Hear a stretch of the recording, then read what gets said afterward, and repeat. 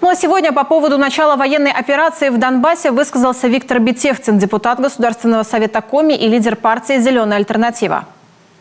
Дорогие друзья, сегодня мы становимся свидетелями одного из главных исторических событий в новой истории России. Сегодня наша спецоперация – это ответ на тот геноцид русского народа на территории Донбасса, который происходил в течение 8 лет, на который мировое сообщество закрывало глаза. Сегодня мы пришли туда, где в течение долгого времени даже просили уже депутаты Верховной Рады Украины. Мы пришли ответить за все то, что сделали с украинским народом, их якобы национальные батальоны, их те продажные политики, которые так легли под Запад. Мы не бросаем своих. И самый главный тезис, он сложился исторически.